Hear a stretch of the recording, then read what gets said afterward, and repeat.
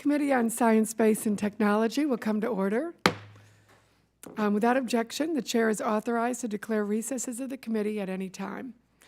Good morning and welcome to today's hearing entitled Strengthening U.S. Cybersecurity Capabilities. I recognize myself for 5 minutes for an opening statement. I want to begin by thanking everyone for attending this first hearing of the Research and Technology Subcommittee in the 115th Congress. I look forward to working with the members of the subcommittee, some of whom are new to the committee, while others are new to Congress, and working together on many of the issues under our jurisdiction. The topic of cybersecurity is a familiar one for this committee and this subcommittee in particular. It is also a topic of continuously growing international attention and real concern. During the 114th Congress, the Science Committee held a dozen hearings related to cybersecurity. Some of these were triggered by notable events, such as the Office of Personnel Management and Internal Revenue Service data breaches. I still remember receiving my OPM letter, also got one of those IRS letters, which informed me that my personal information may have been compromised or stolen by the cyber criminals behind this attack. I also chaired a hearing last year during which the IRS commissioner testified about the breaches under his watch. It's certainly frustrating to hear that criminals used information from other cyber attacks to accurately answer questions on the IRS website to access what should have been secured information. Those criminals should not have been able to access such information and may not have been able to access it had the agency fully followed security guidelines provided by the National Institute of Standards and Technology. I look forward to hearing from our witnesses today about cybersecurity recommendations to help protect U.S. information systems. These recommendations were highlighted in recent documents, which include the report published by the Commission on Enhancing National Cybersecurity and one published by the Center for Strategic International Studies. The Government Accountability Office, GAO, which has issued countless recommendations in the area of cybersecurity for decades, is also represented at today's hearing. I am interested in hearing how the suggestions from the reports being profiled today align with GAO's body of work.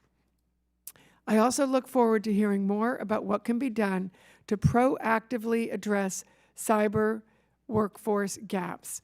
We know, and this committee has been very much involved in STEM education and making sure we have that cybersecurity generation, for dealing with this, and that is an important role that we need to play here in Congress, continuing to get that cyber workforce up and running. And I particularly in my district am pleased that we have so much going on in that area and want to continue in this subcommittee to focus on that also.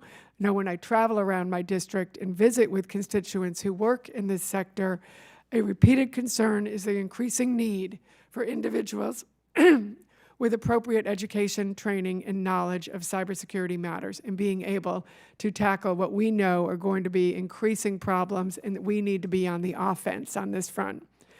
Before I yield to the ranking member, let me just note that I appreciate everyone's presence here today, given that this is the week of the RSA conference in San Francisco.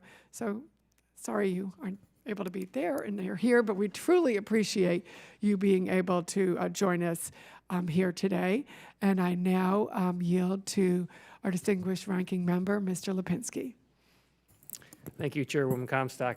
Too bad we couldn't all go out to San Francisco for that, to have a field hearing there. But I want to thank Chairwoman Comstock and look forward to working with you. It's good to have some continuity in the chair of the subcommittee. I think that'll be helpful as we move forward and work together on getting some things done here on the subcommittee. And I also look forward to working with all our returning and new members of this Research and Technology Subcommittee. I also want to thank our distinguished panel for being here today. I know some of you have been here a number of times, and we always appreciate your expertise. Cybersecurity has long been a priority of mine in Congress. The Cybersecurity Enhancement Act of 2014, which was signed into law, began as a bill that Representative McCall and I introduced in 2009. As pointed out in the CSIS report, cybersecurity is a topic on which nearly every committee in Congress has something to contribute. This is a good thing and a bad thing. What we need to do is to do our best at making sure that there is collaboration and coordination across all of these different committees. Our committee is uniquely positioned to contribute meaningfully to oversight and policy development for cybersecurity because of our jurisdiction over NIST and our oversight responsibility for STEM education and workforce training activities across the federal government. I understand that today's hearing is likely just the first of several hearings on cybersecurity we will hold in this Congress. I understand that today's hearing is likely, this hearing, as I got lost in my script here, this is one of several. This one is going to be a more broad overview of what we're looking at in cybersecurity. However, sitting before us are a few of our nation's top experts on NIST's role in cybersecurity, on cybersecurity education and workforce issues. So I look forward to hearing those specific areas from our witnesses. NIST plays a central role in the security of federal information systems. The experts at NIST develop the security standards and guidelines that all other civilian federal agencies are required to implement through the Federal Information Security Modernization Act, or FISMA. Those experts also provide technical assistance to other agencies. Furthermore, NIST led the development of the Cybersecurity Framework for Critical Infrastructure, a widely adopted set of voluntary guidelines and standards for industry. It works closely with industry to help develop tools for businesses of all sizes and from all sectors to effectively implement the framework. There have been some calls for an expanded role for NIST, including an expanded oversight role under FISMA. These suggestions warrant careful examination. NIST is successful in its current role in large part because of its independence as a standards and technology agency and not a regulatory or enforcement agency. Any discussion about an expanded role must be accompanied by a discussion about increasing resources and other issues that would come up. On the topic of education workforce, NIST leads federal efforts through coordination of the National Initiative for Cybersecurity Education, or NICE. Another agency in our jurisdiction, the National Science Foundation, supports important programs such as the Cyber Corps Scholarship for Service. However, the gap between supply and demand for cybersecurity training in both the government and the private sector remains a challenge. All the best policies are meaningless without the skilled workforce to implement these policies. Increasing the recruitment and retention of cybersecurity talent in our federal agencies is going to require new and creative thinking, as well as increased resources. It's also going to require stepping back from the disparaging rhetoric aimed lately at the civil service. Federal agencies already struggle to recruit and retain top talent from the limited pool of qualified cybersecurity professionals, especially when private sector salaries are much higher. Negative remarks combined with a federal hiring freeze can do real damage to agencies' recruitment and retention efforts. Before I conclude, I want to ask unanimous consent to add to the record 2 letters to the committee, one from the Electronic Privacy Information Center and the other from the National Association of Federally Insured Credit Unions. Thank you. Without objection. Thank you, and I want to again thank the chairwoman for holding this hearing and the witnesses for being here, and look forward to your testimony. I yield back. I thank the ranking member, and I also thank him for his comments on the importance of our cybersecurity workforce, and I would second those sentiments. Our first witness today is Dr. Charles Romine, Director of the Oh, I'm sorry, Ms. John, for the chairman is present. I'm sorry. Thank you very much, Madam Chairwoman. I'd like to ask for unanimous consent to enter some material into the record prior to making a statement. Is that okay? Objection? Thank you. Chairwoman Comstock, I have been in Congress and on this committee for a long time. As a matter of fact, this is the beginning of my 25th year. There are many times I have disagreed with my Republican colleagues. Sometimes we've had harsh criticisms of each other's political positions. That comes with the job description of being a member of Congress, and I accept that. But what I will not accept is when members or staff provide clearly misleading information about me or my colleagues to the press, the public, or anyone else. Yesterday, a story in the Hill newspaper regarding a letter that I sent along with Ms. Lipinski and Mr. Byer to you, Chairman Smith, and Chairman LaHood about President Trump's cybersecurity practices, quoted an unnamed GOP committee aide that suggested that last Congress, committee Democrats opposed the cybersecurity hearings that were held on this committee regarding the Office of Personnel Management, the Internal Revenue Service, and the Federal Deposit Insurance Corporation. Before we believe that they were political and illegitimate, I want to speak. I will not speak for my colleagues, but I will speak for myself. I did not believe many of the hearings that were held on this committee were politically motivated, but none of them included any of the hearings mentioned by the committee aide. If this aide had attended any of these hearings or read any of the statements by me or the ranking members Byer or Lipinski, they would have understood that. Since I believe in ensuring there is an honest record of events, I would like a unanimous consent to enter into the record all of the ranking members' statements and press releases issued by the Democrats for each of the hearings referenced by this Republican staffer, just in order to set the record straight. Okay, Accept. without objection? Thank you. In my statement, let me thank you again, and also Ranking Member Lipinski for holding the hearing today on cybersecurity. And thank you to all the witnesses for being here this morning. We have several new members on the committee, so it is valuable to start off the year with a Cybersecurity 101 hearing. Today's panel includes 4 very distinguished experts from government, the private sector, and academia, and I know it will be interesting and informative discussion. I'm pleased that Dr. Romine is able to join us this morning, testifying before Congress so early during a transition and administrations can be challenging for any agency official. This is not a hearing specifically about NIST's role in cybersecurity, but I'm going to set some context with a few words about this very important and little-known agency. NIST plays a crucial role in both public and private sector cybersecurity, as we will hear about today. In fact, cybersecurity accounts for a significant fraction of NIST's total budget.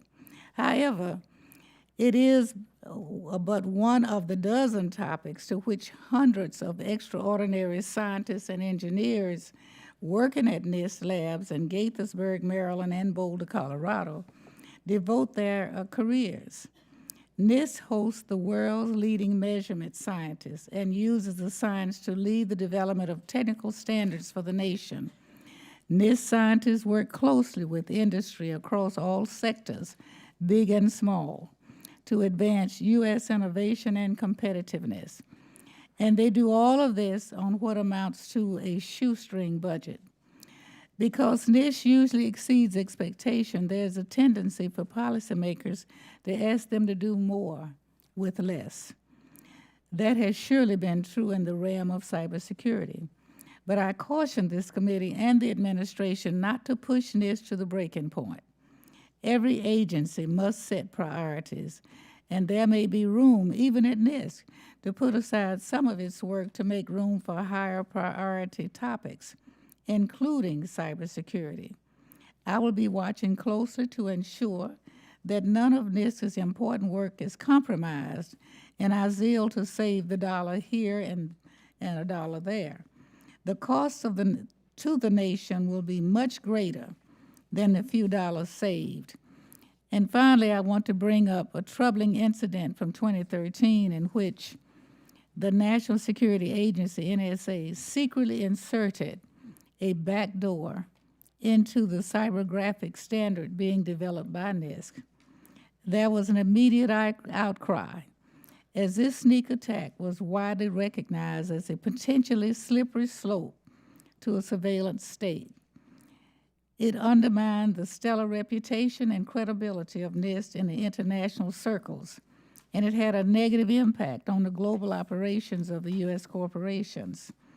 In the aftermath of that incident, NIST implemented new procedures to reinforce transparency and integrity in their standards development process. I want NIST to be able to consult with the intelligence agencies. Such collaboration is necessary and appropriate in the realm of cybersecurity. Both NIST and the U.S. intelligence community share special cybersecurity expertise and skills that should be shared to help defend our nation against the many cybersecurity threats that confront us. However, I will be watching out for the slightest hint that such collaborations in any way compromise NIST's independence or the integrity of their work. With that, I want to thank the witnesses again and for your time and contributions to this committee's discussion about cybersecurity, and I yield back. I thank you, Madam Chair. Thank you. Our first witness today is Dr. Charles Romine, Director of the Information Technology Lab at the National Institutes of Standards and Technology. This program develops and disseminates standards for security and reliability of information systems, including cybersecurity standards and guidelines for federal agencies. Dr. Romine has previously served as a senior policy analyst at the White House Office of Science and Technology Policy and as a program manager at the Department of Energy's Advanced Scientific Computing Research Office. Dr. Romine received his bachelor's degree in mathematics and his PhD in applied mathematics from the University of Virginia. Our second witness today is Mr. Iain Mulholland, industry member of the Center for Strategic and International Studies, Cybersecurity Task Force, and Chief Technology Officer of Security for VMware, Inc. A 20-year veteran of the software security space, Mr. Mulholland was an early member of the Microsoft Trustworthy Computing Group, where he led the Microsoft Security Response Center. Mr. Mulholland is also a member of the U.S. delegation to the Wassenaar Plenary in Austria, in charge of negotiating international cybersecurity protocols. Mr. Mulholland has received degrees from the Royal Military Academy in the United Kingdom, as well as from Stanford University Graduate School of Business's Executive Leadership Program. Our third witness today is Dr. Diana Burley, Executive Director and Chair of the Institute for Information Infrastructure Protection and Professor of Human and Organizational Learning at the George Washington University. Prior to joining GW, Dr. Burley managed a multi-million-dollar computer science education and research portfolio and led the Cyber Core program for the National Science Foundation. Dr. Burley holds a BA in economics from the Catholic University of America, MS in public management and policy, MS in organization science, and PhD in organization science and information technology from Carnegie Mellon University, where she studied as a Woodrow Wilson Foundation Fellow. Our final witness today is Dr. Gregory Wilshusen, Director of Information Security Issues at the U.S. Government Accountability Office. Prior to joining GAO in 1997, he was a senior systems analyst at the Department of Education. He received his bachelor's degree in business administration from the University of Missouri and his Master of Science in Information Management from George Washington University. Thank you all for joining us this morning, and now we'll hear 5 minutes from Dr. Romine. Chairwoman Comstock, Ranking Member Lipinski, and Mrs. Johnson, and members of the subcommittee, thank you for the opportunity to discuss NIST's activities that help strengthen the nation's cybersecurity capabilities. In the area of cybersecurity, NIST has worked with federal agencies, industry, and academia since 1972.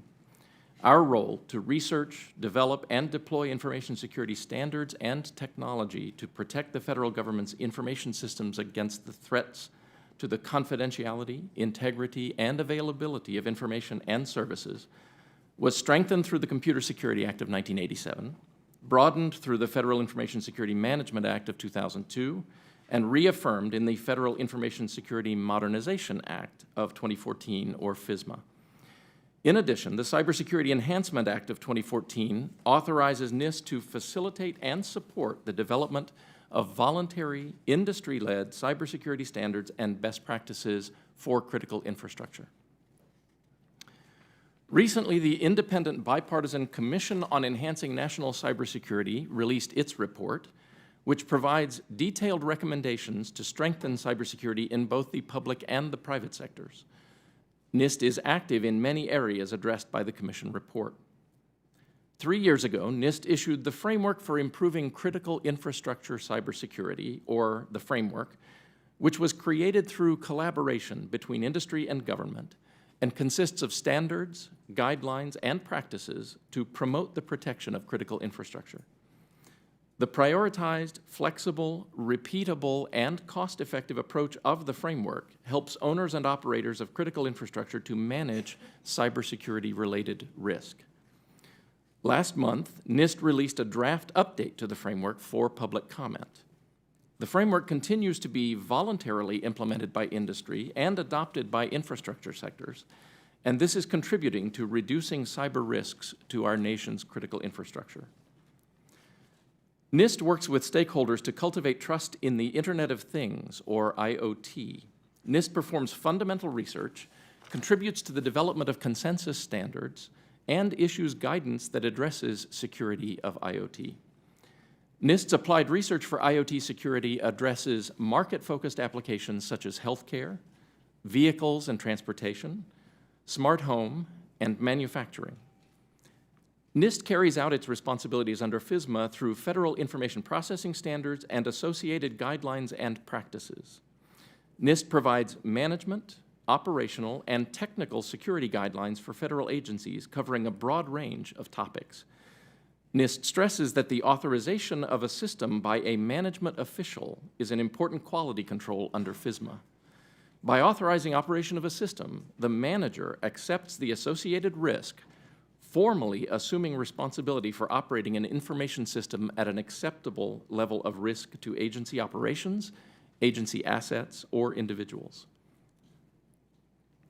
NIST is considering additional steps to assist federal agencies, including how best to align the cybersecurity framework with our FISMA suite of standards and guidelines. Applying the cybersecurity framework across the federal government complements and enhances rather than duplicates or conflicts with existing statute, executive direction, policy, and standards. NIST is active in other areas identified in the Commission report, such as authentication and identity management, privacy, and cybersecurity education, training, and workforce development. NIST recognizes that it has an essential role to play in helping industry, consumers, and government to counter cyber threats and strengthen the nation's cybersecurity capabilities. NIST is extremely proud of its role in establishing and improving the comprehensive set of cybersecurity technical solutions, standards, guidelines, and best practices, and the robust collaborations with its federal government partners, private sector collaborators, and international colleagues. Thank you for the opportunity to testify today on NIST's work in cybersecurity, and I'd be delighted to answer any questions that you may have. Thank you, Doctor. And now we'll hear from Mr. Mulholland. Chairwoman Comstock, Ranking Member Lipinski, Mrs. Johnson, other members of the committee, thank you for the opportunity to testify today. I am Iain Mulholland, a member of the Centre for Strategic and International Studies Cyber Policy Task Force and the Chief Technology Officer for Security at VMware. VMware is the fourth largest software company in the world, with 2016 revenues of over $7 billion and over 19,000 employees globally. The US government is dependent on a vast cyber world of interconnected networks, data centers, cloud, mobile platforms, and other assets. Because we require cyber infrastructure to perform the modern-day functions of government, sophisticated and aggressive cyber attacks perpetuated by criminal entities and foreign government agencies represent a clear and present national security threat to the US government. We are also experiencing an unprecedented level of cyber attacks and sophistication in the private sector. The reality is that global technology companies like VMware not only receive an unprecedented amount of information in regards to cyber threats from inside the US, but we also receive a large number from overseas as well. The fact is, with data moving across borders instantly, the digital devices and technologies associated with this ecosystem, and therefore with cybersecurity, is not confined to physical borders. In order to continue to provide world-class secure services, we must be able to act on a moment's notice, whether that information is coming from the US or from abroad. We must have the tools and resources on hand to act immediately. Building on the 2009 Commission on Cybersecurity, the Centre for Strategic and International Studies established the Cyber Policy Task Force to lay out practical steps for policy, resources, and organization that the new administration can use to build better cybersecurity. In the 8 years since that report was published, there has been much activity and an exponential increase in attention to cybersecurity. However, we are still at risk, and there is still much that this new administration can do. Specifically, CSIS believes that there are 5 core areas that require renewed focus. Firstly, the development of a new international strategy based on partnerships with like-minded nations to improve the ability of deterring attackers. Secondly, there must be a serious effort to reduce cybercrime to build international cooperation to fight botnets and sophisticated financial crime. Part of this effort must be to penalize countries that won't cooperate in the effort to reduce and control cybercrime. Thirdly, we must prepare our critical infrastructures and services for attack and improve cyber hygiene. Greater use of shared, managed, and cloud services can make government agencies more secure. Further, we must identify where federal action in resource issues such as research or workforce development is necessary. And finally, we must streamline White House bureaucracy, increase oversight of federal cybersecurity, and clarify the roles of DoD and other agencies. A stronger DHS is crucial, and the new administration must strengthen DHS's role in cybersecurity. Promoting good cyber hygiene should also be a key standard that helps agencies, consumers, businesses better protect their information and networks from hackers. One of the best ways for the federal government to be proactive is by deploying micro-segmentation technology that offers the ability to segment their networks in the event of a breach. Let's use the example of the security breach at OPM. The nature of the security breach at OPM was not particularly unique. Hackers were able to penetrate perimeter network security systems and gain access to OPM and Department of Interior systems where they were free to roam around the internal networks and steal sensitive data over a period of months. In order to effectively prevent an attacker from moving freely around the network, agencies must compartmentalize their network perimeters by adding zero-trust or micro-segmented networks within the data center. A zero-trust environment prevents unauthorized lateral movement within the data center by establishing automated governance rules that manage the movement of users and data between systems and applications. Lastly, I'd like to touch on another topic that is important to securing the cyber ecosystem, the Internet of Things. As we saw from the distributed denial of service attacks in October, there are security vulnerabilities that must be addressed to advance the IoT economy. A way to better secure the IoT ecosystem is by ensuring flexible and isolated connection points through secure managed infrastructure, such as edge systems, which include but are not limited to IoT gateways. As Congress and the administration continue to work on policies to promote the IoT economy, we believe that some consideration should be given to developing some rules of the road standards for IoT moving forward. Among others, we would agree with the CSIS recommendation calling on NIST and other federal agencies to cooperate with industry stakeholders to develop a set of standards and principles for IoT security. Lastly, another security issue looming that could have significant impact on the cyber ecosystem is the 2013 Wassenaar Arrangement. I've included more on this topic in my written testimony. My hope is that the new administration will continue to view this as a leadership opportunity for the US to shape international cyber norms and support ongoing renegotiations at the Wassenaar Arrangement. The continued US renegotiation efforts in partnership with US technology industry and bipartisan support from Congress can ensure sound Wassenaar cyber agreement that enhances our nation's cyber posture and ultimately strengthens our defense against attacks. Thank you for the opportunity to testify today, and I look forward to answering the committee's questions. Thank you. And now we will hear from Dr. Burley. Good morning. Chairwoman Comstock, Ranking Member Lipinski, and Mrs. Johnson, members of the committee, I am honored to appear before you today to discuss strategies for strengthening U.S. cybersecurity capabilities. Recommendations from the recent reports serving as the foundation of this committee hearing highlight the critical importance of developing a cybersecurity workforce of sufficient quality and quantity to meet the global threat environment. The workforce need is acute and immediate, with a projected shortfall of nearly 1.5 million professionals by the year 2020. Yet despite significant effort and steady progress, the gap between supply and demand is widening. Of the recommendations offered in the recent reports, I will briefly address two. The first, to develop a comprehensive cybersecurity education and workforce development model that standardizes interdisciplinary curricula, serves as a foundation for accreditation, and integrates with existing programs and taxonomies. To implement this recommendation, I suggest that the federal government leverage the work of the Association for Computing Machinery, the ACM, Joint Task Force on Cybersecurity Education. I serve as co-chair of this task force, and our work, which is developing the first set of global curricular guidelines in cybersecurity education, structuring the cybersecurity discipline, and providing comprehensive and flexible curricular guidance, will be complete late this year. Several points drive my recommendation. First, with over 100,000 members, the ACM is the largest computing society in the world, and the framework is being developed by global subject matter experts across academia, government, and industry.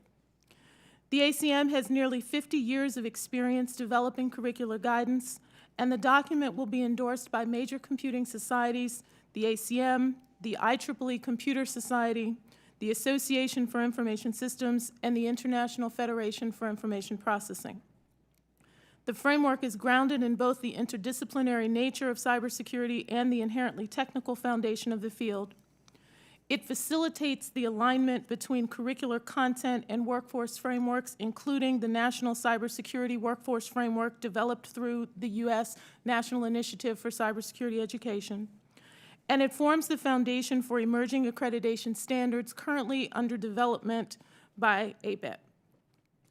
The second recommendation from the reports is to add new credentialing requirements and to develop a network of credentialing associations. The call for additional credentialing requirements is not new. I support the need to ensure cybersecurity professionals maintain the highest level of competency, but caution against blanket professionalization requirements that do not consider differences in occupational needs. Cybersecurity is a broad field with many occupations, and the needs of those occupations must be considered separately. I co-chaired the 2013 National Research Council Committee on Professionalizing the Nation's Cybersecurity Workforce that addressed this issue. As we state in our report, before new credentialing requirements are added, workforce developers should review specific occupational characteristics, identify the associated workforce deficiencies, and consider the trade-offs associated with implementing additional requirements. I urge the federal government to continue to catalyze activities and to leverage existing multi-sector stakeholder groups like the Institute for Information Infrastructure Protection to integrate, accelerate, and guide existing cybersecurity workforce development initiatives. These initiatives should leverage existing and scalable models, emphasize both evidence-based short-term interventions that address immediate needs and strategic long-term initiatives that address the entire ecosystem, expand the pipeline by engaging a broad cross-section of society to include women, ethnic groups typically underrepresented in this workforce, veterans, and even special needs populations who possess targeted skill sets. To lengthen the pipeline by engaging students early in their education and including K-12 teachers who will largely influence those students' choices. A coordinated and comprehensive cybersecurity workforce development strategy that supports our ability to scale is a critical success factor for strengthening U.S. cybersecurity capabilities. Again, I am honored to appear before the committee, and I look forward to your questions. Thank you. Thank you, Doctor. And now we'll hear from Mr. Wilshusen. Chairwoman Comstock, Ranking Member Lipinski, Mrs. Johnson, and members of the subcommittee. Thank you for the opportunity to discuss ways to strengthen U.S. cybersecurity. As recent cybersecurity attacks have illustrated, the need for robust and effective cybersecurity has never been greater.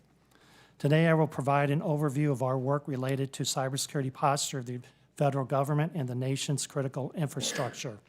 At your request, I will also identify areas of consistency between our recommendations and those made in recent reports by the Commission on Enhancing National Cybersecurity and CSIS.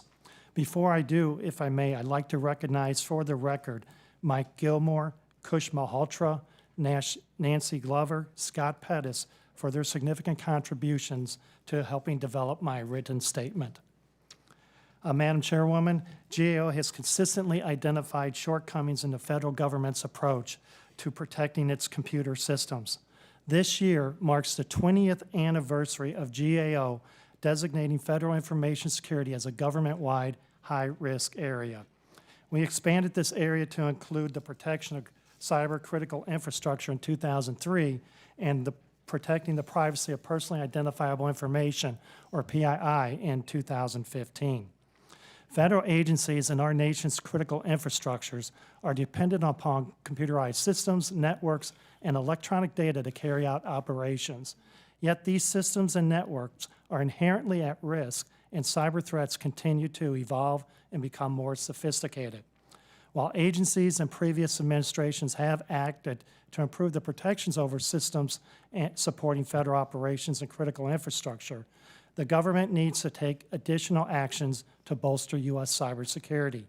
These include effectively implementing risk-based entity-wide information security programs consistently and over time, improving its cyber incident detection, response, and mitigation capabilities, enhancing its cybersecurity workforce planning and training efforts, expanding efforts to fortify cybersecurity of the nation's critical infrastructures, and better overseeing protection of personally identifiable information. Over the last several years, GAO has made about 2,500 recommendations aimed at improving the security of federal systems and information. We have identified how agencies can tighten technical security controls, fully implement information security programs, and better protect the privacy of PII held on their systems. Many agencies continue to be challenged in safeguarding their computer systems and information, in part because many of these recommendations have not yet been implemented. As of January 2017, about 1,000 of our recommendations had not been implemented. Regarding recommendations made by the Cybersecurity Commission and CSIS, several are generally consistent with or similar to previous GAO recommendations. In particular, certain recommendations pertaining to the establishing an international cybersecurity strategy, protecting critical cyber infrastructure, promoting use of the NIST cybersecurity framework, prioritizing cyber research, and expanding cybersecurity workforces share common traits. In summary, the dependence upon the federal government and the national critical infrastructure on information and communications technologies makes them potentially vulnerable to a wide and evolving array of cyber-based threats. Securing these technologies is vital to the nation's security, prosperity, and well-being. Nevertheless, the security over these systems is inconsistent, and additional actions are needed to address ongoing cybersecurity and privacy challenges. We at GAO will continue to work with the Congress and federal agencies to address these challenges and strengthen our nation's cybersecurity capabilities. Chairwoman Comstock, Ranking Member Lipinski, members of the subcommittee, this concludes my statement, and I'd be happy to answer your questions. Thank you. Okay, I will now yield myself 5 minutes and appreciate the witnesses' testimony. Mr. Wilshusen, as you noted, 1,000 of the recommendations have not been implemented. That's about 40%. What are some of the most common reasons for that lack of implementation, and what steps might Congress take to help encourage agencies to implement these recommendations? Well, I think in some instances, the recommendations, in some instances, require a longer period of time to actually implement consistently throughout the organization. and that may have one factor. Another factor is that agencies often will close out a recommendation as implemented when they may have a plan or to implement the recommendation and not necessarily take the action needed to across the enterprise. We often find when we go back to an agency that has made such indications that they've implemented the recs, when we go out and test the systems across the organization, the conditions still exist. And they may have implemented it on a couple of the systems, but not throughout the organization. So that's another factor. Should there be some sort of self-testing then on that? So you have your plan, and then you have tests that each agency is doing on their own, or that you do have recommended policies on that front? Right, most definitely. In fact, FISMA requires agencies to test and evaluate the security of their systems on frequently, at least once a year, to assure that their controls are adequately implemented. But That's just not being done? well, it may be done, but we have also found that agency security tests and evaluation processes may not be that comprehensive. In some cases, they may rely on interviews or document reviews and not necessarily dig down to look to see how systems and their settings are actually configured.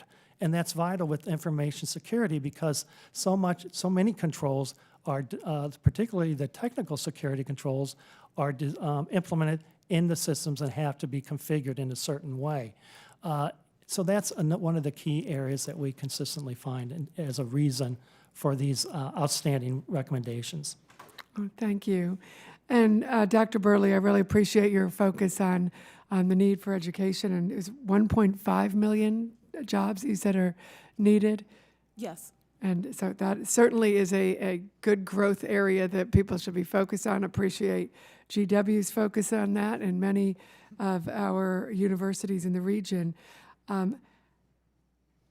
What type of practices even earlier on to get people into the pipeline, to get young students in this, can we be focusing on, really in earlier grades to make this really be kind of a lifestyle and understanding that this is something that everybody needs to be engaged in? I think that there are two different approaches that we can take. One is certainly getting students into the technology areas earlier, so teaching them how to code and understanding what that means, and so getting computer science down into the K-12 classrooms is critical. But we also need to focus on more general skills like analytical ability, critical thinking, communication, those types of skills, teamwork, team building. All of those different skill sets are critical for cybersecurity professionals, and so we need to consider those as well. Okay, and even for people who aren't going into that field, I mean, obviously with 1.5 million jobs needed, that is a good field for them going into, but what type of, should there be classes maybe in grades for qualification for just basic understanding for people even who aren't in the field? Absolutely. So you're talking about awareness programs. Yeah. We certainly need to make sure that everyone understands what cybersecurity is, what role they play as individuals in that workforce. Not all of the cybersecurity careers are solely focused on only doing cybersecurity. There are a lot of what we consider to be hybrid roles, so that if someone is going into healthcare, they may have an opportunity to work with electronic medical records or need to understand privacy considerations or those things. And so it is very important that the awareness programs aren't just general blanket, broad awareness programs, but that they also contain elements that specifically link cybersecurity concepts and ideas to all of the disciplines across the curriculum as early as we possibly can do it. So it sounds like we need something akin to a continuing education program for everybody in various fields on the need to be aware of this. And Mr. Mulholland, I noticed you're nodding too, if you wanted to. Yeah, if I could just add to that, as someone who hires, and over the last 20 years has hired many security engineers, certainly I would support, enhancement of skills. We find it incredibly difficult to hire well-qualified security engineers, but also more broadly, in some of the software security programs that we run, I end up spending a lot of time just teaching non-security software developers about security. I would love to see basic security skills to be part of every computer science degree, in the curriculum moving forward, so I can invest my time in being proactive and defending rather than having to teach all of my non-security colleagues about the basics of security. Excellent. Thank you all. And I now yield to Mr. Lipinski for 5 minutes. I want to thank you all for your testimony, and just very briefly on education and workforce. Dr. Burley, you were speaking about that. I just want to say that as co-chair of the STEM Ed Caucus, I think there's more that we need to be doing to encourage STEM education. Next week is National Engineers Week. I know one of those days to introduce a girl to engineering day, and there's a lunch up here tomorrow about that. We need to get as many people as we can into the pipeline, and also we need to have general education on things like cyber hygiene. But I wanted to, there's so many things we could talk about. I'll have some questions for the record, but I wanted to ask Mr. Mulholland, you had spoke a little bit about the Internet of Things and what needs to, you started touching on what needs to be done. Both the Commission and the CSIS report focused on security of IoT devices. And in his testimony, Dr. Romine discussed the steps NIST is already taking to address security for IoT in different sectors. Now, I assume that the CSIS task force took into account the efforts already underway at NIST to develop security standards. But do you have any thoughts on how NIST should prioritize their IoT work in the next couple of years, given limited resources? I think all of us in the CSIS Cyber Task Force felt that IoT is really critical in terms of priorities. The speed and acceleration of things is quite phenomenal, and the spectrum that they cover is quite considerable. If you look at IoT as a concept is not necessarily new. We've had industrial control systems for a very long time in the power and energy sectors. But if you look at, I'm wearing a watch today that's probably as powerful as my iPhone was 10 years ago. The proliferation of these devices is critical. And I think NIST's involvement in setting some basic rules of the road are going to be critical, particularly actually in the consumer segment. Around how these devices are actually manufactured and supported over the life cycle of those. So anything, nothing more specific on where you direct NIST to go? I think that there are a couple of specific areas. I think, first of all, you need to look at it from a sector specific point of view. If you look at industrial control systems, for example, or healthcare devices or manufacturing, certainly I think some of the work that NIST has already done, it should be accelerated around how do we actually connect these systems to through things like internet gateways and edge type devices, what are appropriate architectures and controls for those. But I think the other area that can't be forgotten is the consumer side. If we look at the attacks in October last year, that was predominantly consumer devices, where there really aren't any standards or any recommendations around how a consumer device should be developed, or some basic kind of frameworks for how it should be supported over its life cycle. If we don't look at that full spectrum, much more prescriptive around more kind of manufacturing, industrial, but also a consumer, then we're going to continue to see attacks like that. Thank you. And since we're going down that road, let me finish with a question about privacy. Last week, Vizio agreed to pay $2.2 million settlement for charges that TV collected owners' information without their knowledge. We have devices like Amazon Echo, Google Home, always listing devices that are proliferating. We have facial recognition technologies that are getting better and better. So the issue of privacy, cybersecurity, privacy is also very important.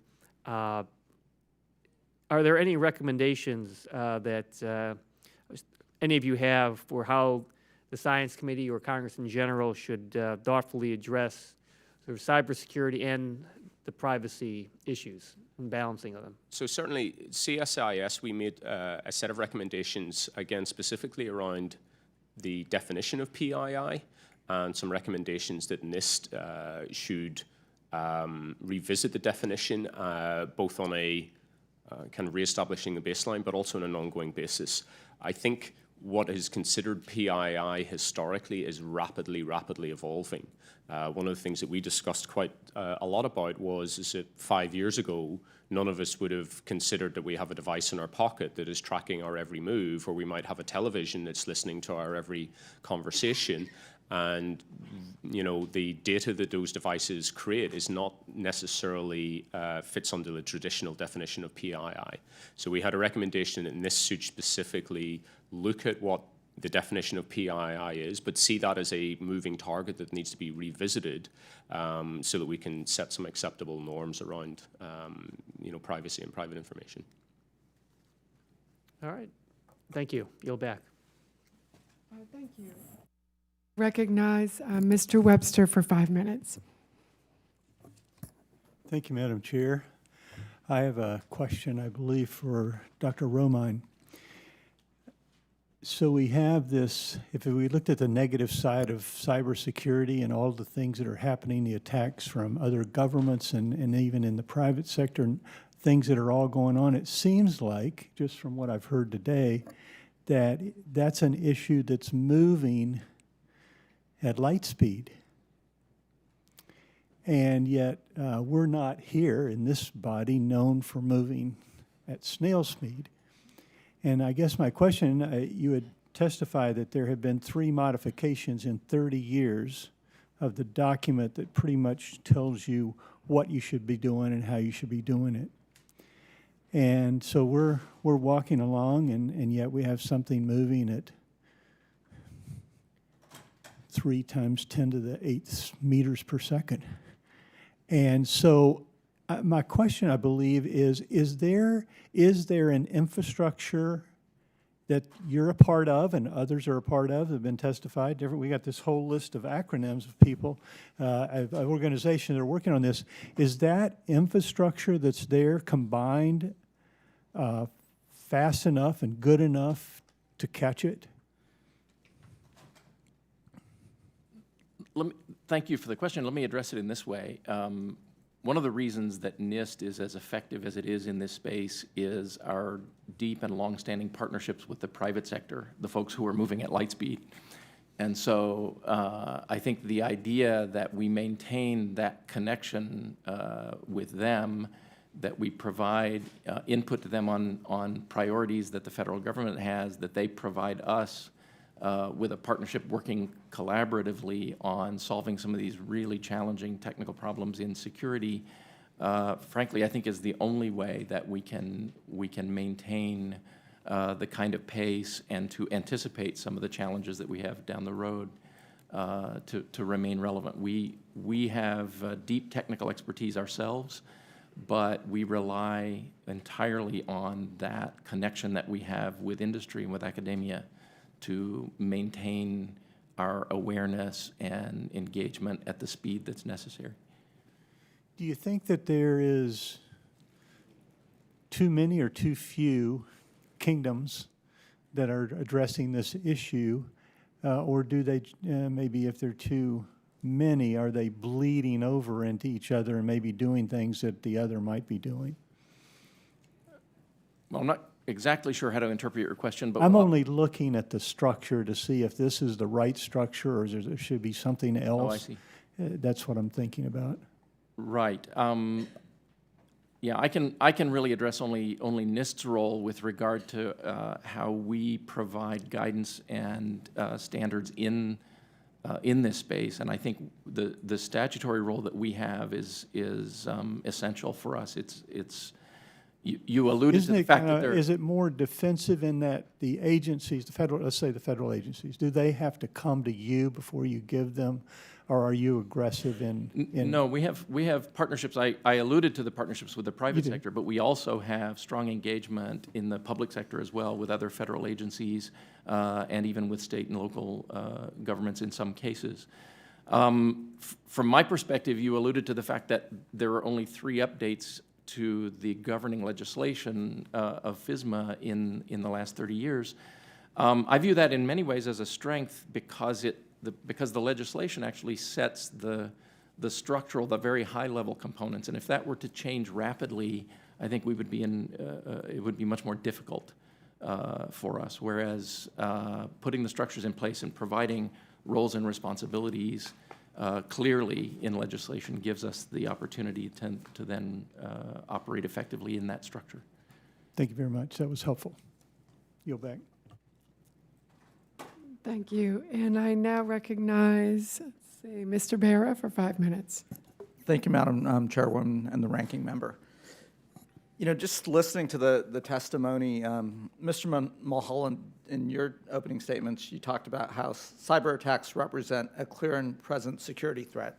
And I think each of you, alluded to the sense that the federal government is pretty vulnerable to cyber attacks. Would any of you dispute that statement?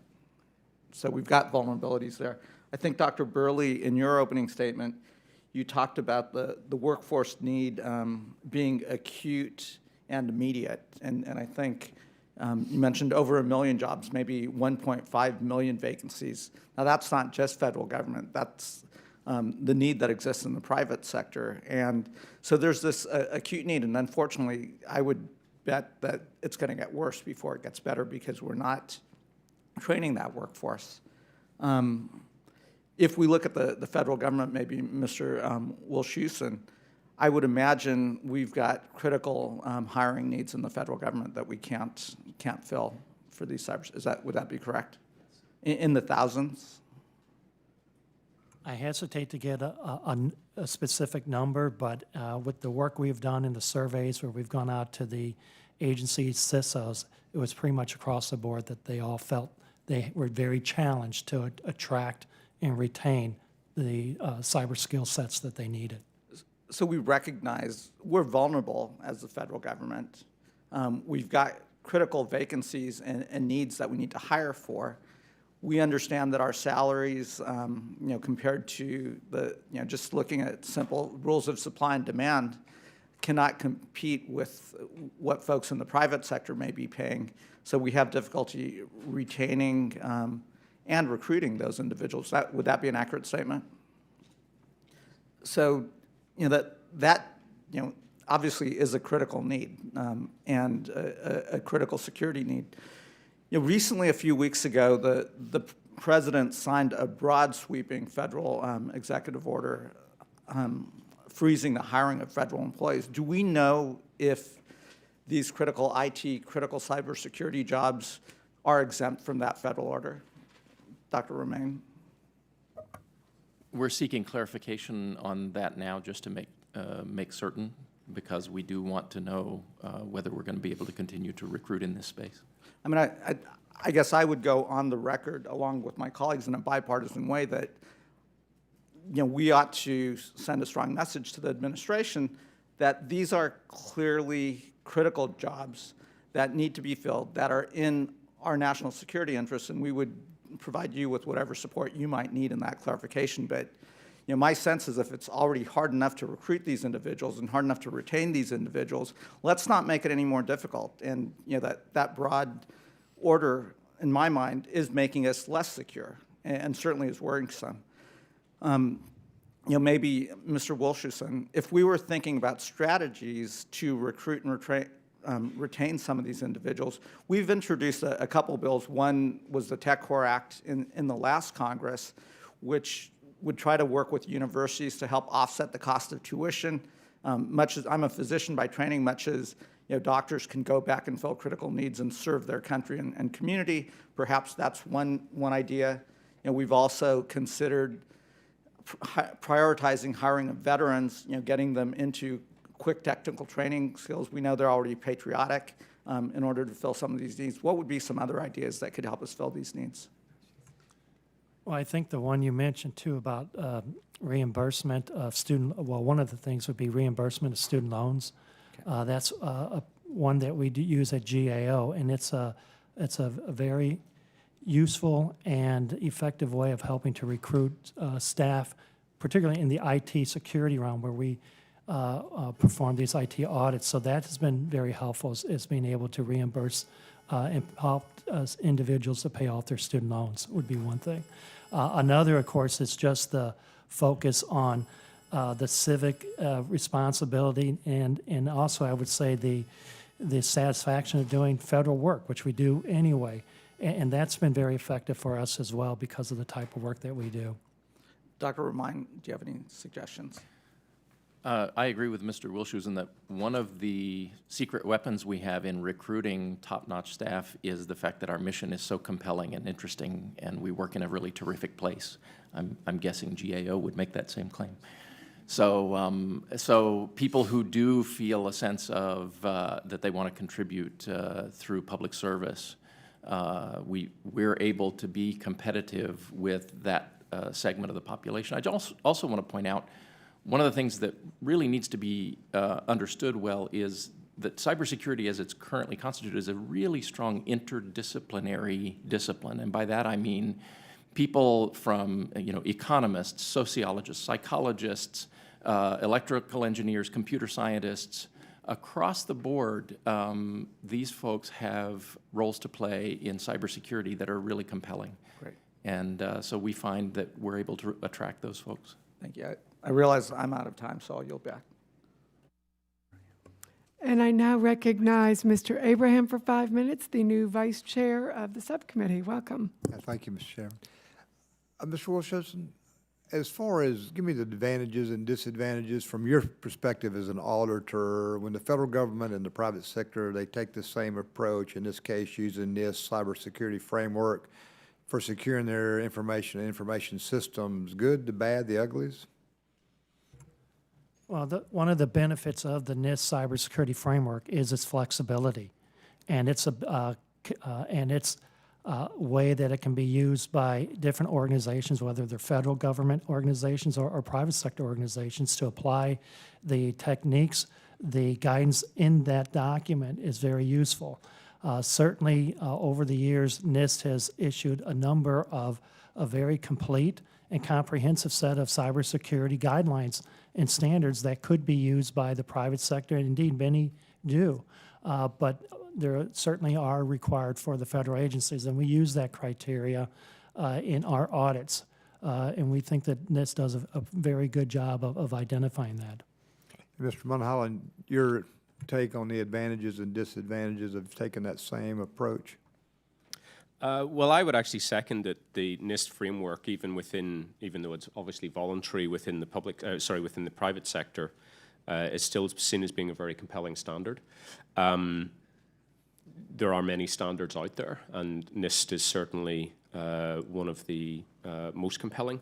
I'll add a different spin to my answer, though, which is that because it is a compelling framework, it actually means that software manufacturers like ourselves will actually build our software so that it can conform to the standard and make implementing the standard a little easier for people who are using our software. So by having that kind of standard somewhat float to the top, actually, a rising tide lifts all boats, so to speak.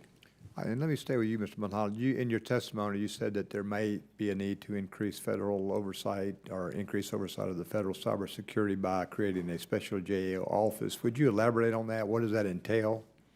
That's certainly one of the CSIS recommendations that I'm less familiar with.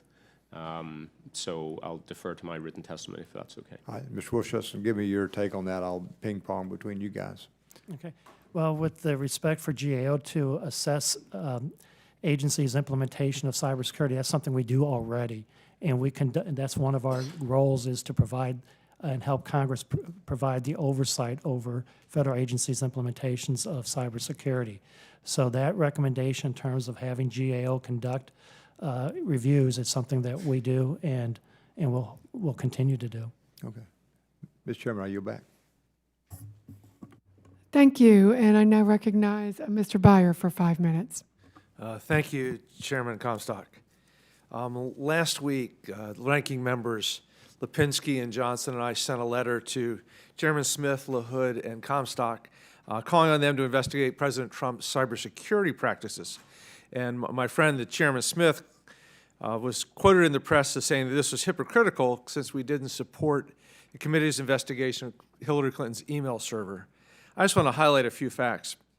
Number one is that by the time the Science Committee launched this investigation of former Secretary Hillary Clinton's emails, 3 government agencies, the FBI, the State Inspector General, et cetera, had already completed investigations of Clinton's emails, and 5 other congressional committees were investigating the same issue. And the committee essentially dropped all interest in Hillary Clinton's emails right after the presidential election.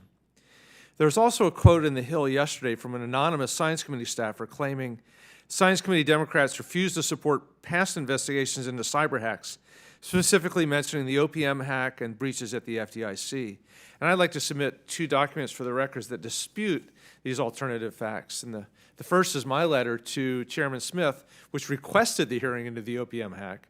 And the second was my opening statement from the FDIC hearing, in which I voiced explicit support for the inquiry into the FDIC breaches. I also don't remember any of the Democrats defending Secretary Clinton's email server.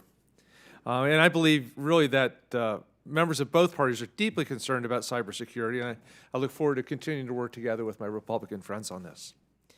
Yet this past week, the Trump administration revised and then delayed the release of a new executive order on cybersecurity. It reported that the chief information security officer in charge of cybersecurity for the White House and the president was fired.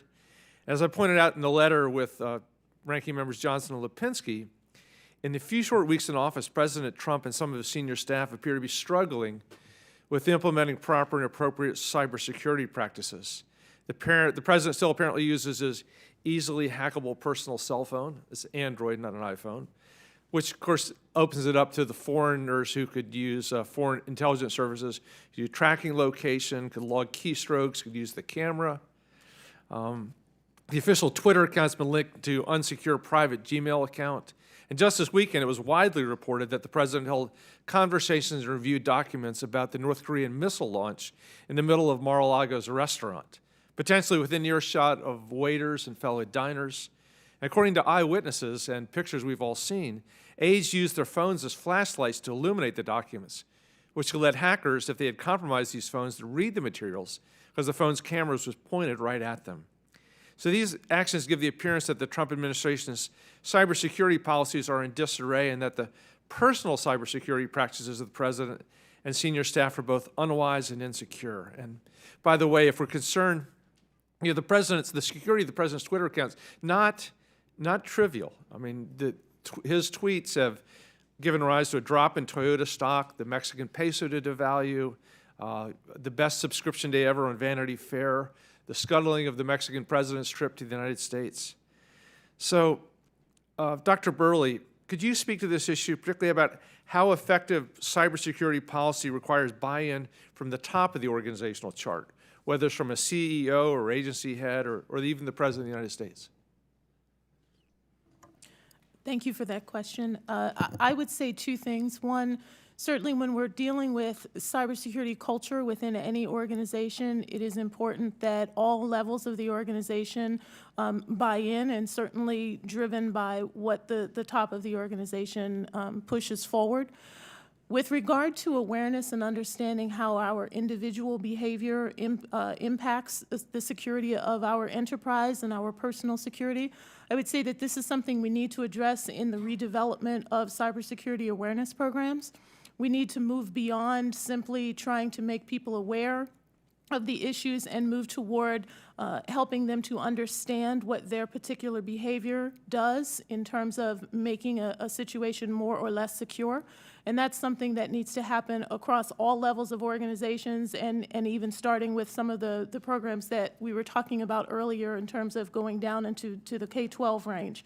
Because awareness is one thing, but understanding the implications of your behavior that then lead to behavior changes is another matter. Thank you very much. And Dr. Romine, we know how powerful the president's Twitter account is. It's an important way for him to communicate. What should the administration do to secure his important Twitter account?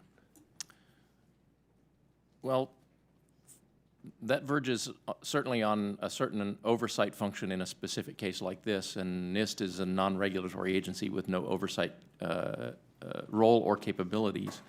I think the oversight typically for federal cybersecurity rests with the inspectors general, with the GAO, and with OMB, who has the policy lever for ensuring cybersecurity of systems.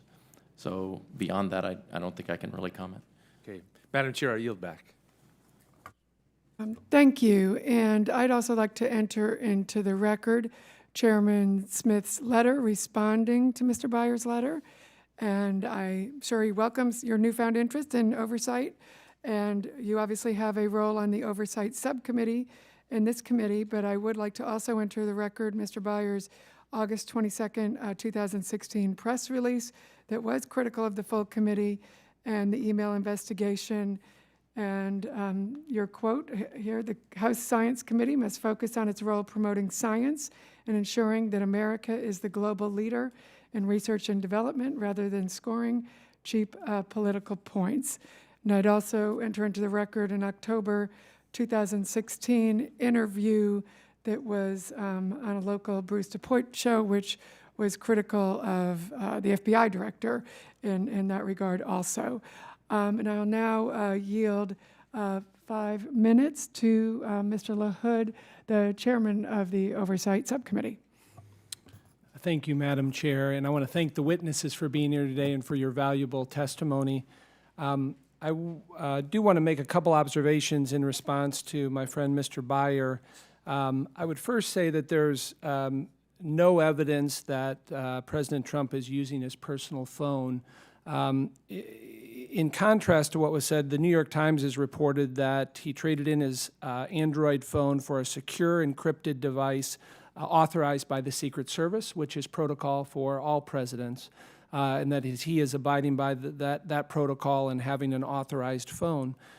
I would also dispute the assertion that somehow the allegations of what occurred with former Secretary of State Hillary Clinton, which was brought up, you know, in that case, I think it is really apples and oranges in terms of the activity that went on there and the allegations there. You know, the FBI in that case has found multiple violations of federal law on national security, cybersecurity, and criminal statutes. The FBI director said in his press conference that there were violations of federal law there. There's currently an active Department of Justice investigation and a grand jury looking into that. And I think the underlying circumstances and facts there are completely different than a Twitter account. And let's remember, Twitter is by its nature a service meant to provide information to the public. And there is, again, no information that somehow the tweets that are being put out by the president are done by a private phone. They can clearly be done by a secure, authorized phone. And I think we live in a unique age with technology. The fact that the president communicates every day with 20 to 25 million people by Twitter in a unfiltered, raw manner, I think is unique. But that's the age that we live in now. But to make the comparison to what happened with Hillary Clinton, I think is really disingenuous to this discussion, and I think the facts bear that out. I guess in looking at our hearing here today and how we can improve on cybersecurity at the federal level, I'm very interested in, and I've talked about this in previous hearings, looking at the private sector and what has been beneficial in the private sector, what has worked there, and public-private partnerships specifically. And I guess I would start with Mr. Mulholland. In looking at the private sector, how do we look at metrics or effective strategies that have worked, Mr. Mulholland, that we can implement, learn from, and then how do we in an effective way put together a framework or metrics to judge that moving forward? Thank you for the question. I think in terms of metrics, we can have metrics for metrics' sake, or we can have metrics that are actually measuring outcomes. I think in the private sector, actually to refer back to something that Dr. Burley mentioned earlier, we've moved from basic awareness to understanding. So sometimes metrics can be the kind of outcome of a checklist of items that people can complete without necessarily actually understanding what they're doing or why they're doing. So certainly in the private sector, we've moved from predominantly checklists to really focusing on what outcomes are, on how do you measure and use metrics to measure those outcomes. So specific examples might be actually looking at what are our threat models. So what is the actual threat that we are subject to, and then focusing and prioritizing around that. So for example, we're a Silicon Valley-based technology company. A big threat to us is the theft of intellectual property. So a lot of the metrics and a lot of the outcomes we're looking at is how do we protect our intellectual property? Perhaps some other pieces of data are less important to us than the lifeblood of our company. So we focus our metrics on outcomes and not so much on checklists for checklists' sake. Thank you for that. The Cybersecurity Commission report recommends that the President issue a national cybersecurity strategy within the first 6 months of the administration. I guess, Mr. Wilshusen, what might you wish to see reflected in that strategy, and what advice would you give? Well, I think a couple things. One would be just to come to an agreement on what the norms of behavior should be within the cybersecurity realm across the various different nations. As you know, norms differ in many different ways from across the nations. Coming to some sort of understanding of what's acceptable behavior, what is not, when using the internet and in cyber space would be one of those areas that should be discussed. And also how to go about raising that discussion with the different nations who have different values and mores would be another key area as part of that strategy. Thank you. Those are all my questions. Thank you. And I now yield 5 minutes to Ms. Rosen, a new member of the committee. Thank you, Madam Chairwoman. I have to tell you that I started my career as a computer programmer in the 1970s with a card deck and a mainframe, and oh, how I long for those days when no one could break into the system. It was very difficult. We had a phone with a modem. Remember, that was the only way in, and there weren't the possibility for attacks in those kinds of ways. So I couldn't agree more that we need to have the analytical and teach the analytical and critical thinking skills that are needed, of course, to move us forward in all jobs across all platforms for this sector. And that, as you so eloquently said, the computer industry, engineering sciences, we have to take a multifactorial approach to be able to dynamically respond across all platforms to the challenges that we're facing. And nobody knows this better than you. And like I said, as I wrote software, trying to keep that secure and safe, so I have a different perspective maybe than some people on this panel. I could talk to you all day. But what I find most important is, as I started as a woman in technology in the 1970s, it's still not so popular, but more popular. How do we teach and train? How do we promote the education? First of all, I think it starts with our teachers and our educators. How do we get them trained to inspire the students that understand that computers are, and all these things are very creative. It's not dull and boring. It's extremely creative and innovative. And then teachers can take those to our schools, K through 12 and above. And then also, my second part of the question is the general public. When you begin to talk about computer things, their eyes roll back. They don't want to hear about cyber hygiene. They don't get it. They just want to use their social media, Twitter or Facebook or whatever. How do we educate the public about how easy it is for them to be used as a target into things with phishing and all those? How do we make them, give them the buy-in to do something? Well, with your first question, thank you. I would say that we have to target all of the K-12 teachers instead of just focusing on those who have self-identified as being interested in computer science or in cybersecurity.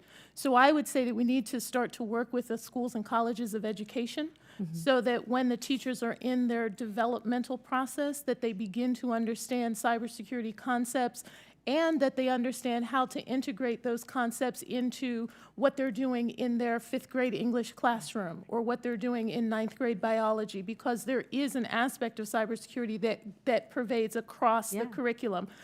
But in order for the teachers to be able to do that, we have to educate them as Right. such. So I would say that that's part of what we need to do in focusing on them. The other thing with regard to getting more women and young girls into STEM in general, and certainly in cybersecurity, is in role models, understanding that there are people who look like them and who do this job and what that really means. We talk about cybersecurity as if it is one thing. When it's really not. And so, but we do ourselves a disservice because we don't really help people to understand what it means and what it can mean to be a cybersecurity professional. So we need to do a better job of that. And I would say that that also adds into this notion of the general public. Right. And awareness and understanding that we're not talking about something that only people down in the corner are doing or that those guys over there will keep us safe, but that we really understand as individuals what our role is, how we interact with things, that we understand the trade-offs that come along with convenience. Right. So that we understand what we're giving up when we're getting something. And as a society, and we don't really have that understanding, and so we need to do more at educating the public on what those trade-offs are and what their role is in making sure that they are safe and that collectively the society is safe. Thank you. I appreciate that. I yield back. Thank you, and I now recognize Mr. Marshall for 5 minutes. And welcome to the committee, our new member from Kansas. Thank you so much, Chairman. I'm a physician and had the pleasure of leading a hospital and a group of physicians through meaningful stages 1 and 2. I've been using a electronic medical record now for a couple years. I'm intrigued with the value. Someone here in the review mentioned that a medical record is worth 10 times more than some other records you would hack. What brings the value to people? What's in there that brings value and to start with? And I'm not sure who could answer that question the best.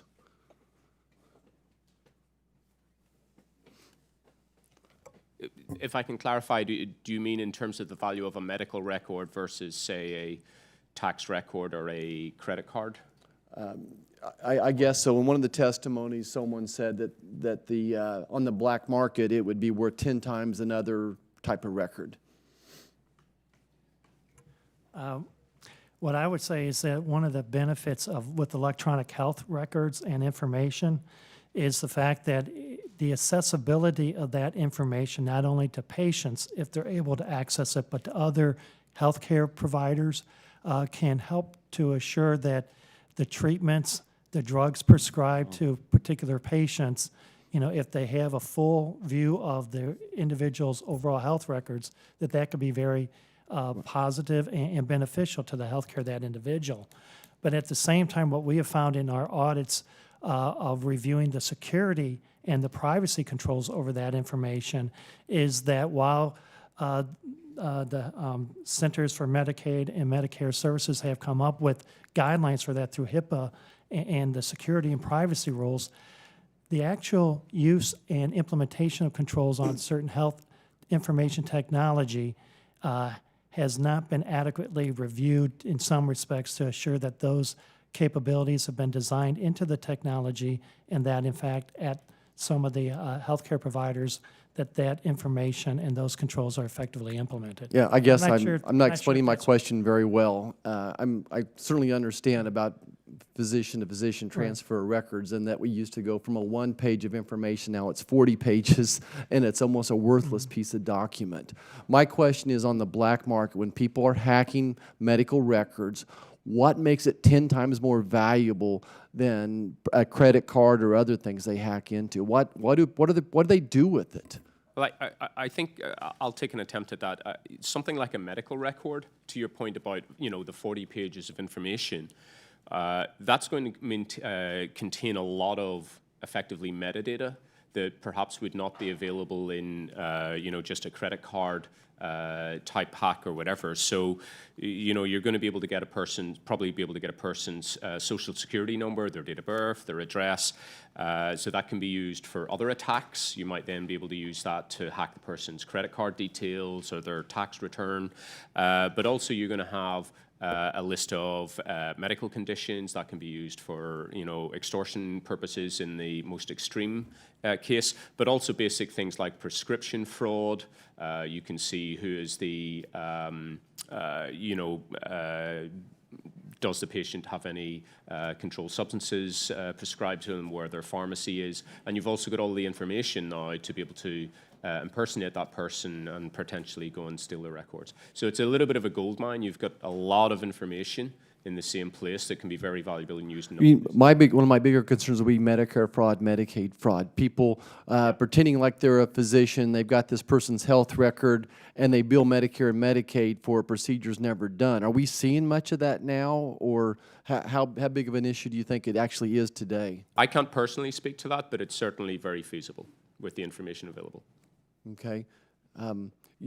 When someone made the statement it was 10 times more valuable to have that record than say a credit card record, is it 10 times 10 cents? Is it 10 times $1? Give me what's a black market value of something like this? Well, I can't tell you the exact value of a Medicare record, a medical record now, but I will tell you to calibrate that credit card information goes for cents. It is that much of a commodity space now. So your credit card details are probably, worth 10 or 20 cents. And this might be theoretically then worth $10 or $20. If you could hack into my physician's office and I have 5,000 records there, that it might be worth 5,000 times $10 to somebody. Conceivably, I couldn't put an exact figure on it, but yes. Thank you. I yield back. Thank you. And now recognize Ms. Bonamici for 5 minutes. Thank you very much, Chair Comstock and Ranking Member Lipinski, and thank you to our witnesses for testifying today. I've been in a hearing in the Education and Workforce Committee, which explains my absence for the beginning of this, but I did read your testimony and really am particularly concerned that we are falling short when it comes to developing adequate cybersecurity personnel, both in quantity and quality. And I know that the NIST report recommends that federal programs supporting education at all levels should incorporate cybersecurity awareness for students as they're introduced to and provided with internet-based devices. And I know this has been discussed already here this morning, but I really want to emphasize that, especially with my concerns about education and workforce issues as well, that these programs be developed, as the report says, and focused on children as early as preschool and throughout elementary school. And we also need programs to better prepare our teachers. And I know that that's been discussed. So I wanted to talk a little bit about the tremendous potential for community and technical colleges, community colleges to have an increased role in preparing the workforce. What more can we be doing to create an environment that supports this? And then also, if you'll address public-private partnerships as well. My state of Oregon has been working on a Center for Cyber Excellence, which is a collaboration with private sector as well as our universities and community colleges. So can you talk about what sorts of roles community and technical colleges can play, as well as public-private partnerships? And Dr. Burley, I'll start with you. Community and technical colleges play an incredibly important role in developing the cybersecurity workforce. They are often more flexible than four-year institutions, and so they're able to integrate curriculum a little bit faster. They are often where we turn to for more of the hands-on technical training that we are not necessarily as equipped to provide as rapidly in the four-year space, but it really is a collaboration across all of the different levels of the academy, because while the community and technical colleges are possibly able to help us develop technical skill sets a little bit faster, there are other aspects that perhaps they are not as well-versed in doing. And so we really have to continue to enable and push partnerships across all of the levels of academia. And that also gets to your second question about the public-private partnerships. Because we're dealing with an environment where the needs are very broad and very rapidly evolving, it is critical that all of the different sectors play a role and collaborate to make sure that the programs that we're developing have all of the different components that are necessary, and that we are really getting at holistically looking at the development of the workforce. And it's not a situation where we can simply focus on one part of the ecosystem at the expense of another, because we'll only grow a portion of the work. Well, I'm going to ask the others to respond as well, but before I do, would you please talk a little bit about how we can get more girls, young women, and minorities involved? Couple of things. I mean, first, we have to begin to really push forward role models so that people understand that there are people in the workforce that look like them and that are doing these jobs. That's very important, and evidence has shown that across all of the STEM disciplines, that's an important consideration. And I'll put in a little plug for Hidden Figures if nobody else has done that. Absolutely. We also need to unbundle what it means to be a cybersecurity professional. It really is a very broad field with many, many different occupations and different roles that people can play. And while you may not see yourself in one type of role, there are 1,000 other roles that you could see yourself in. And so we really have to do a better job at explaining what it means to be a part of the cybersecurity workforce. And you say we, who would that be? All of Teachers, us. everyone? All of us, the government, academia, anybody who is developing or working on developing the cybersecurity workforce. This is part of what awareness programs ought to do, but it's all of those who are involved in the development, the education of future professionals. Terrific. I have a little bit more time left if somebody wants to jump in. Dr. Romine. I'd like to just make two very quick points. My laboratory is privileged to house the Program Office for the National Initiative for Cybersecurity Education, which is an interagency program with a lot of agencies committed to working together to help solve this problem, workforce problem and awareness problem. And certainly community colleges are one area where we have touch points and are engaged. With regard to your public-private partnership, we're also privileged in my laboratory to house the National Cybersecurity Center of Excellence, the NCCOE. I'm delighted to learn that your state of Oregon is doing an analogous thing. I'd love to learn more about it. Terrific. Thank you very much. And if I may just add one comment real quick from a personal note, I took a community college course at PG Prince George's County Community College on network defense about a year and a half ago. It was very rigorous and it was very informative for me, and I used that as part of my continuing professional education. So there's definitely a very useful place for a community college to provide technical skill sets to the federal workforce. Thank you very much. I see my time has expired. I yield back. Thank you, Madam Chair. Thank you, Ms. Bonamici, and I believe we will continue on that education front and have future hearings, and agree very much with you on the role of community colleges, online classes, and a lot of these approaches. And we are very pleased that the Hidden Figures are not as hidden anymore, and that is a fabulous movie. And I'll just take since I have a Young Women's Leadership Program, I hope Dr. Burley can come and join us and highlighting the importance of this, because STEM education and STEM careers are something that we very much try and promote with young people. And since I have a daughter in that field, I always appreciate getting mentors out there in front of young women. And it's exactly what you say. They need to see other people in that role so that they can relate and understand the job. So it is very apropos. So I thank all of the members of the panel this morning for their testimony and their insight and their passion on this very important issue. And I know we will continue to have a number of hearings on this front.